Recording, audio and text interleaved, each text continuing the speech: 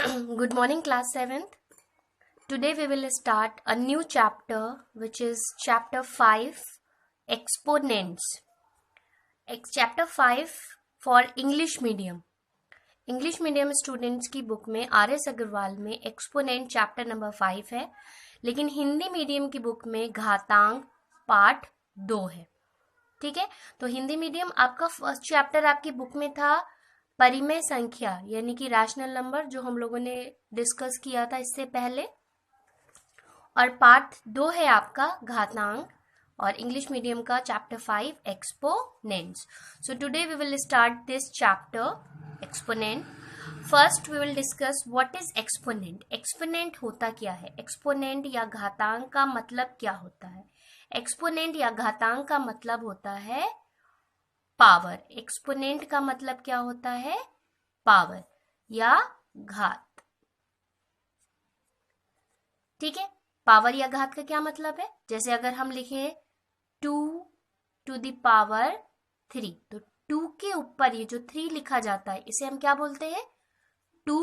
कैसे हम लिखते हैं? 2 to the power 3, यही लिखते हैं ना, 2 to the power 3, यानी कि 2 की पावर 3 है। पावर का मतलब क्या हुआ कि 2 कितनी बार लिखा है? 2 is multiplied by 3 times. Okay, so when 2 is multiplied by 3 times, we can write in a short form as 2 to the power 3, and this power 3 is called exponent. Okay, this power is called exponent. तो exponent होता क्या है? किसी भी number पे, any number, किसी भी number पे जो पावर लगी होती है, जो घात लगी होती है, उसे बोलते हैं एक्सपोनेंट। जैसे अगर नंबर लिखा है 3 इंटू 3 इंटू 3 इंटू 3 इंटू 3, तो ये 3 नंबर कितनी बार लिखा है? 1 2 3 4 5, तो हम इसको ऐसे लिखेंगे 3 to the power 5। ओके, या 3 की घात 5, हिंदी में कैसे लिखेंगे? 3 की घात 5। ओके, और इस 5 को या इस 5 को या इस पावर को ही हम क्या बोलते हैं? घातांक। Okay, exponent. तो किसी भी नंबर पे जो पावर होती है उस पावर को बोलते हैं एक्सपोनेंट या घातांक। क्लियर? अब वो जो नंबर होता है जिसपे पावर लगी होती है, वो नंबर जिसपे पावर लगी होती है, उस नंबर को बोलते हैं बेस। उस नंबर को क्या बोलते हैं? बेस। इस नंबर को क्या बोलेंगे हिंदी में? आधार। क्या बोलेंगे? आधार। Okay, so any number on which power is raised, power is put, ऐसा नंबर जिसके ऊपर घात लगी होती है, पावर लगी होती है, उस नंबर को बोलते हैं बेस या आधार, और जो पावर होती है उसको बोलते हैं एक्सपोनेंट या घातांक। ओके, एक और एग्जांपल लेते हैं। मान लीजिए नंबर लिखा है 12, 12 इंटू 12 इंटू 12 इंटू 12, अब ये कितनी बार लिखा है? 1 2 3 4, तो 12 की पावर हो जाएगी 4। तो एक्सपोनेंट इसमें क्या होगा? एक्सपोनेंट होगा 4, और 12 क्या होगा? 12 होगा बेस। ओके, 12 होगा आधार और 4 होगा घातांक। Is it clear to everyone? So ये हुआ आपका एक्सपोनेंट, घातांक या बेस, आधार। अब हम इस चैप्टर में क्वेश्चन सॉल्व करने से पहले कुछ रूल्स डिस्कस करेंगे। ओके, हम डिस्कस करेंगे laws of exponents. What we are going to discuss? We are going to discuss laws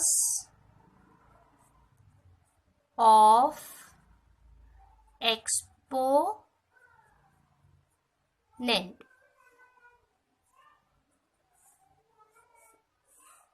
यानी कि घातांक के नियम।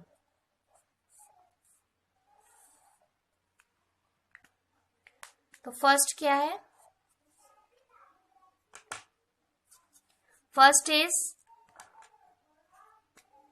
a to the power m into a to the power n is equal to a to the power m plus n। इसका क्या मतलब हुआ? अगर कोई नंबर a है, a क्या है? a is any number। a क्या है? where a is any number। a क्या है? कोई संख्या है। और m और n क्या है? m और n भी कोई पॉजिटिव नंबर है, आर इंटीजर्स। ओके, यानी कि ये क्या है? m एंड n इंटीजर्स है।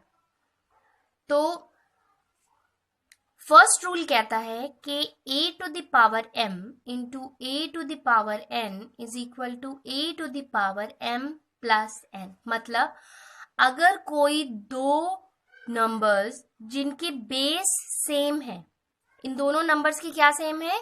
बेस सेम है। यहां पर भी a है, यहां पर भी a है, लेकिन पावर अलग अलग है, घात अलग अलग है, या एक्सपोनेंट अलग अलग है। बेस सेम है लेकिन एक्सपोनेंट अलग अलग है, तो क्या होंगे? वो दोनों पावर्स आपस में ऐड हो जाएंगी।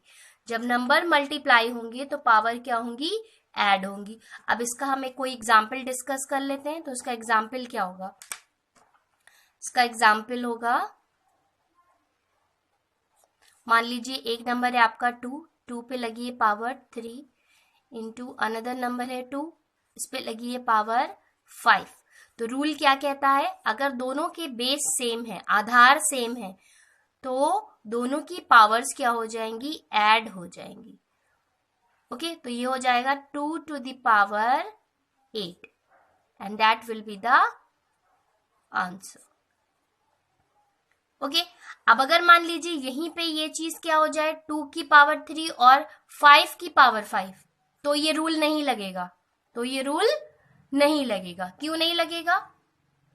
क्यों नहीं लगेगा रूल? अगर ऐसे लिखा है आपका, मान लीजिए ऐसे आपका लिखा है कि 2 to the power cube into 5 to the power 5। अब दोनों का बेस क्या हुआ? डिफरेंट हो गया। दोनों का बेस, आधार अलग अलग हो गया, तो ये रूल नहीं लगेगा। This rule will not applied here. Why? Because rule said the base of the two numbers should be same। दोनों नंबर का आधार सेम होना चाहिए, तब उनकी पावर्स आपस में क्या होती हैं? जुड़ जाती हैं, ऐड हो जाती हैं। Okay, now we will discuss the second rule. The second rule is that a to the power m upon a to the power n, a to the power m upon a to the power n is equal to a to the power m minus n if m is greater than n and a should not equal to 0। इसका क्या मतलब हुआ? अगर दो numbers division के form में लिखे हैं, अगर दो नंबर्स एक्सपोनेंट्स डिवीजन के फॉर्म में लिखे हैं और दोनों के बेस सेम है, तो दोनों की पावर्स क्या होंगी? सबट्रैक्ट हो जाएंगी। दोनों की पावर्स क्या होंगी? माइनस हो जाएंगी। कौन किस में से माइनस होगा? If m is greater than n, अगर m बड़ा है तो बड़े में से छोटा माइनस हो जाएगा। ठीक है, अगर m बड़ा है तो बड़े में से छोटा माइनस हो जाएगा। a should not equal to 0, base 0 नहीं होना चाहिए, आधार एक कोई संख्या होनी चाहिए, कोई नंबर होना चाहिए, वो 0 नहीं होना चाहिए। ओके, तो अगर आपके दो नंबर है, इसको एग्जाम्पल से समझते हैं। मान लीजिए दो नंबर हैं आपके, एक है 3⁻7 और एक है 3⁻4। तो दोनों के बेस सेम है, तो ये फॉर्मूला अप्लाइड होगा। तो ये हो जाएगा 3⁻7 - 4। क्यों 7 - 4? 7 बड़ा है, 4 छोटा है, तो बड़े में से छोटा माइनस होगा। m is greater than n ना। अगर बड़ा वाला नंबर, ऊपर वाला नंबर बड़ा है, तो ये पावर नीचे से ऊपर आके इसमें माइनस हो जाएगी। तो ये क्या हो जाएगा? 3⁻3 and that will be the answer. Okay, तो रूल सेकेंड क्या कहता है? रूल सेकेंड सेज अगर दो नंबर जिनके बेस सेम है, दोनों अपॉन में लिखे हैं, तो दोनों की पावर्स माइनस हो जाएंगी, बड़े में से छोटा माइनस होगा। ठीक है, अगर ये ऊपर वाला नंबर बड़ा है तो नीचे की पावर ऊपर आ जाएगी और ऊपर आकर माइनस हो जाएगी। Okay, so this is your rule second. A कोई संख्या है, एनी नंबर है, m and n इंटीजर्स है, ए 0 नहीं होना चाहिए। ठीक है, कोई नंबर होना चाहिए other than 0। So next we discuss the third law, तीसरा नियम।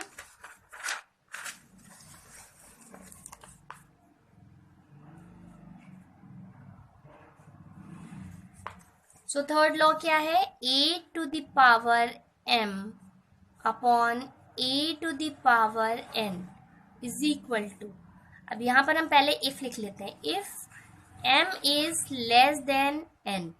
अभी हमने क्या डिस्कस किया था कि m n से बड़ा है, तो ये n ऊपर आ गया था और उसमें से माइनस हो गया था।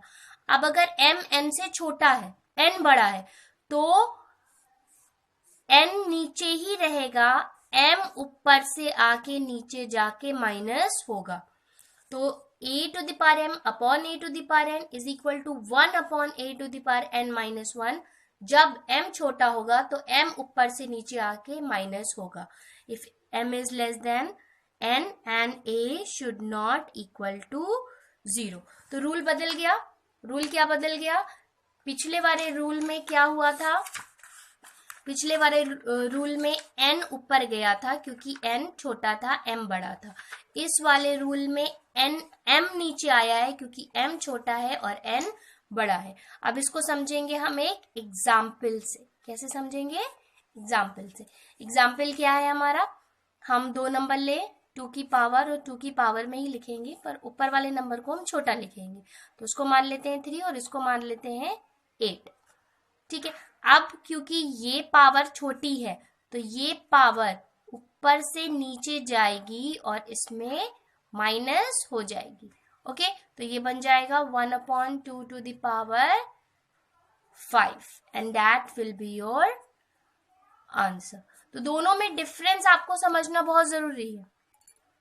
डिफरेंस सिर्फ इतना है कि अगर ये नंबर बड़ा होगा तो छोटा वाला नंबर नीचे से ऊपर जाके माइनस होगा, और अगर ये नंबर बड़ा होगा तो ऊपर वाला नंबर ऊपर से आके नीचे माइनस होगा। ठीक है, तो दोनों रूल को बहुत अच्छे से देखेंगे हम।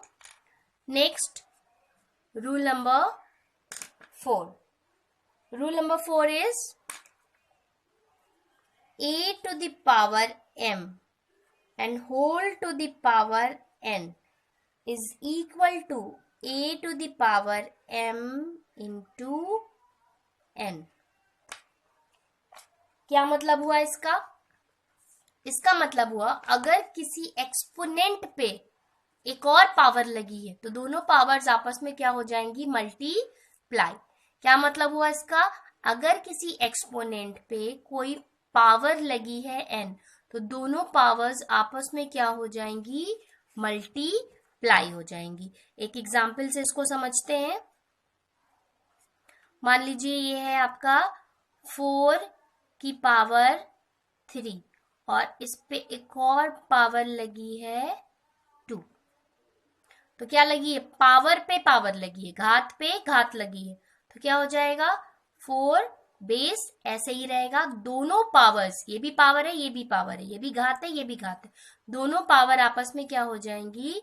मल्टीप्लाई हो जाएंगी। तो क्या आ जाएगा? 4 की पावर 6 और यही हो जाएगा आपका आंसर।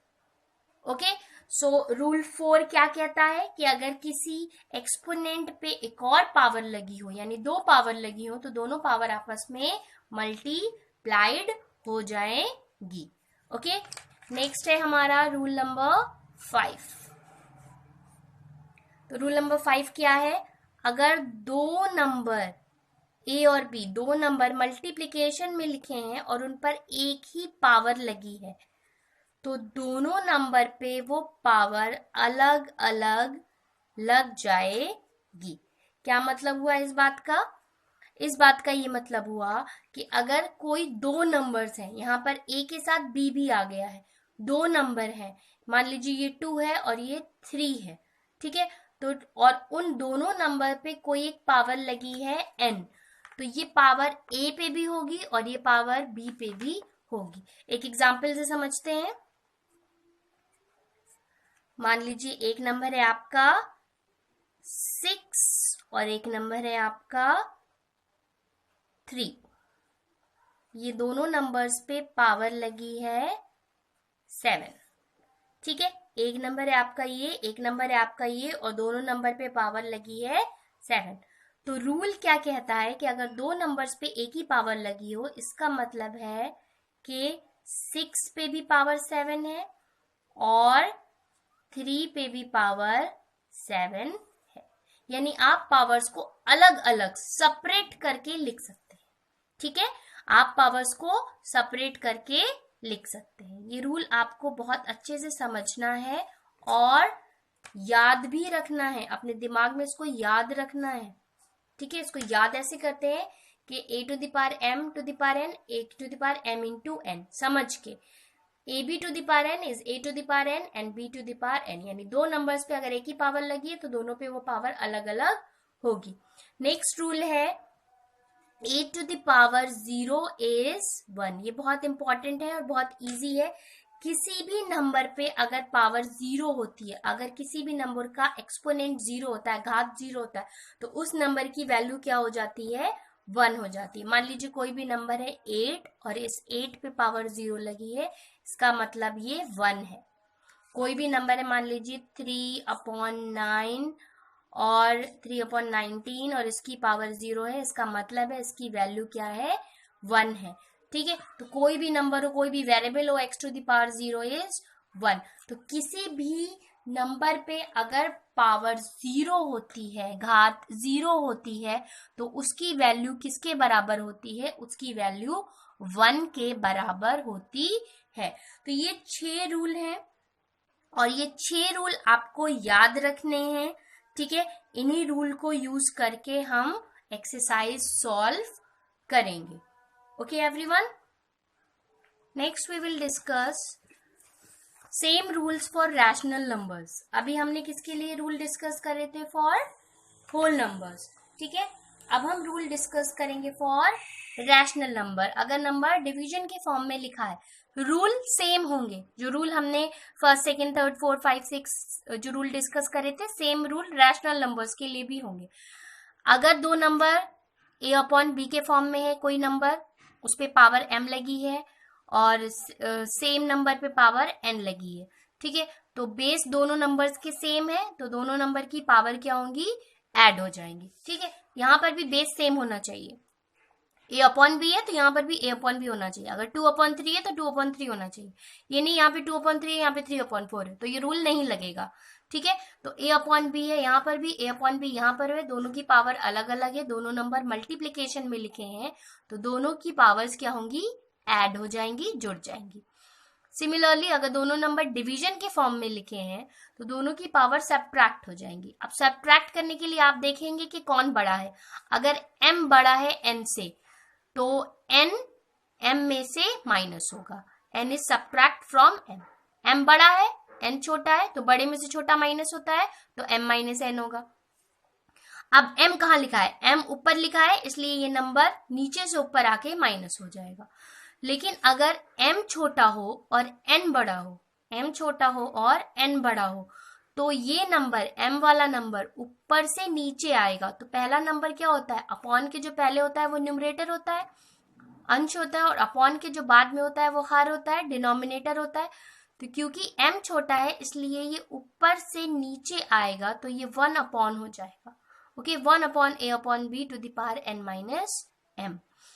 अब same number a upon b है, इसकी पावर m पे कोई पावर n लगी है, तो क्या होंगी, दोनों पावर्स आपस में मल्टीप्लाई हो जाएंगी। ठीक है, पावर पे पावर तो पावर मल्टीप्लाई। अब कोई दो नंबर है a अपॉन बी और c अपॉन डी और दोनों पे कॉमन पावर n है, तो इस पे ये पावर अलग लग जाएगी और दूसरे नंबर पे ये पावर अलग लग जाएगी। सिमिलरली कोई भी रैशनल नंबर है जिसकी पावर 0 है तो उसकी वैल्यू 1 हो जाएगी। तो ये मैं आपको उसके साथ में PDF सेंड कर रही हूँ। आप लोग सबसे पहले अपनी कॉपी में, अपनी फेयर कॉपी में लिखेंगे चैप्टर का नाम। तो आप लोग लिखेंगे चैप्टर 5 एक्सपोनेंट्स, हिंदी मीडियम लिखेंगे पार्ट 2 घातांक। ठीक है, उसके बाद में आप लोग लिखेंगे लॉज ऑफ एक्सपोनेंट। मैं एक डेफिनेशन भी आपको लिख के सेंड कर दूंगी। डेफिनेशन लिखेंगे, फिर आप लॉज ऑफ एक्सपोनेंट पूरे ये वाले लिखेंगे और फिर पूरे रैशनल नंबर्स के लिखेंगे। ओके, और नेक्स्ट क्लास से हम लोग एक्सरसाइज सॉल्व करेंगे। That is all for today. Have a nice day everyone.